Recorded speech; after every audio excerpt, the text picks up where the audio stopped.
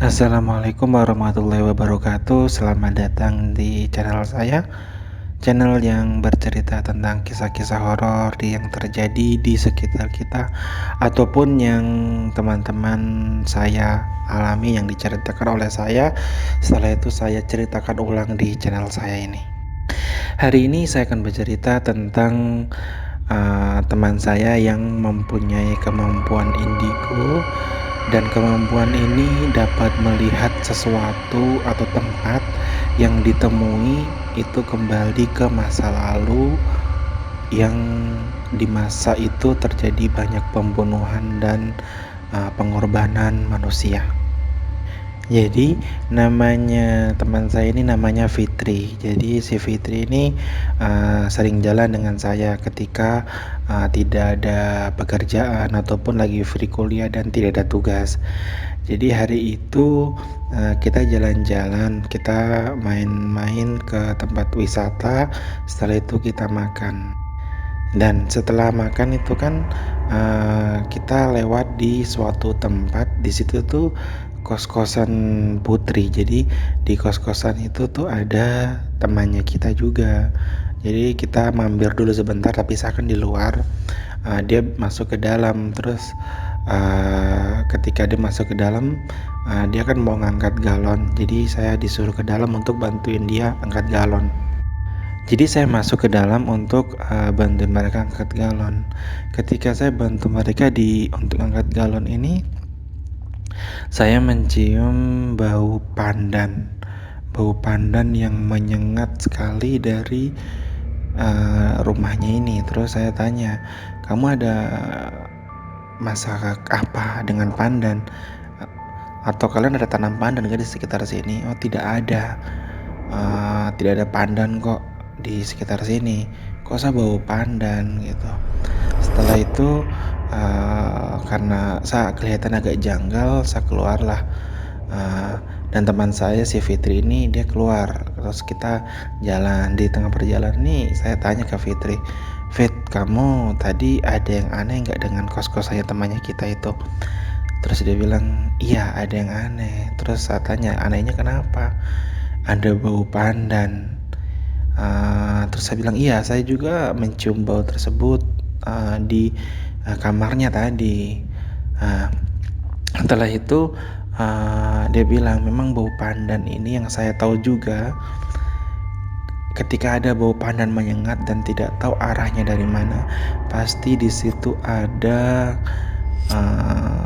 pesugihan, karena pandan itu identik dengan pusat cakra untuk hal mistis itu. Jadi untuk penglaris atau untuk kelancaran usaha. Ya, karena kami memang kepo dengan hal seperti itu, saya bilang, "Fit, kita jalan, nanti habis maghrib saya jemput kamu ya, saya mau ke tempat itu lagi, tapi kita nggak usah masuk. Saya mau lihat ada apa di situ." Setelah itu kita pulang masing-masing. Habis isya saya jemput Fitri lagi, kita jalan pas di depan kosnya itu. Setelah itu Fitri mulai mencium bau anyir. Anyir ini bau darah. Bau darah yang menyengat. Terus dia bilang gini, "Kakak ada cium bau darah?" Kata dia, "Iya, saya juga cium bau darah." Setelah itu dia kaget, dia melihat sesuatu yang aneh. Setelah itu dia bilang, Kakak mau lihat sesuatu ke tidak?" "Ada apa?" "Coba kakak pegang tangan saya." Setelah saya pegang tangan dia, dia lihat ada, saya pun lihat ini ya, ada orang, dia ini lagi memotong-motong daging. Setelah itu di sampingnya itu ada tubuh manusia yang digantung gitu. Terus yang satu lagi ngulitin.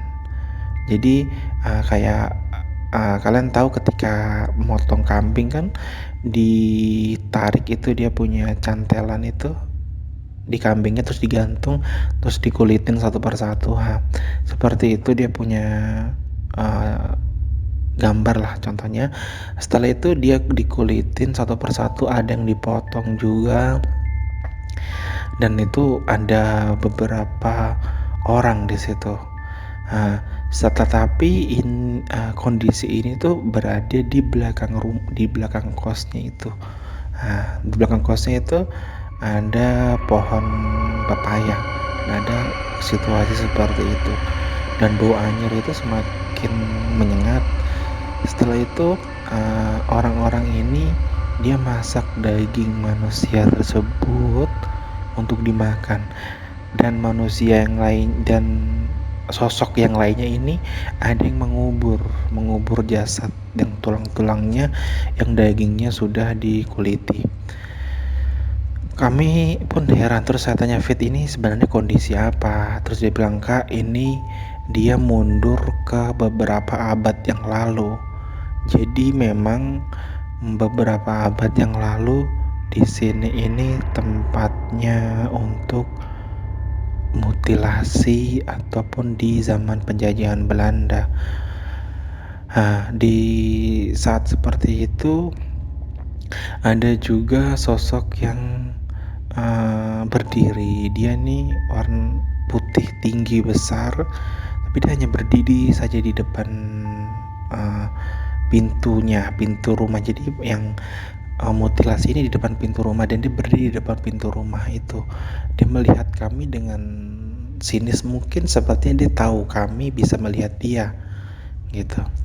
Setelah itu tiba-tiba bau anyir itu berubah jadi bau amis. Sepertinya akan ada kedatangan sosok yang baru di tempat itu.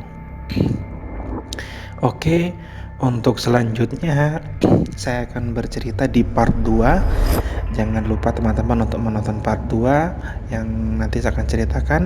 Demikianlah cerita hari ini. Semoga teman-teman terhibur dengan cerita saya dan menjadikan pengalaman ini untuk pengalaman kedepannya, dan teman-teman hati-hati. Demikianlah cerita yang saya sampaikan. Jangan lupa like, subscribe, komen, dan share di video saya. Semoga bermanfaat, dan yang like, komen, dan share semoga diberikan kesehatan dan kelancaran rezeki. Terima kasih. Wassalamualaikum warahmatullahi wabarakatuh.